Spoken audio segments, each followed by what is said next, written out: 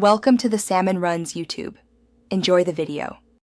In this video, I will explain how to sign and send back a PDF. First, select the right tool for the job. Many free options exist, such as Adobe Acrobat Reader, available on most computers, or a quick search for an online PDF signer will reveal several excellent web-based choices. Choose one that suits your comfort level, ensuring it is readily available on your device for immediate use. Once your tool is ready, open the PDF document you need to sign. In most applications, you will find a distinct fill and sign feature. Sometimes it is simply labeled signature.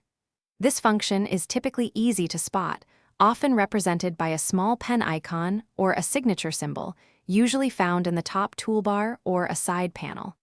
Click on this option to proceed. Now it is time to create your digital signature. You generally have three straightforward methods.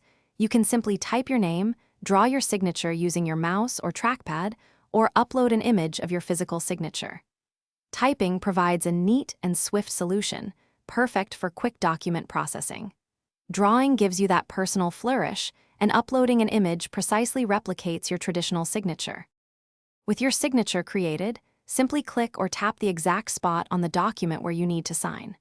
You can then drag, resize, and fine-tune its position until it looks just right, ensuring it fits neatly within the designated area. Once satisfied, immediately save your document. It is a good practice to save it with a new name, for example, contract signed or form completed, to differentiate it from the original. Thanks for watching. Consider subscribing if we helped you.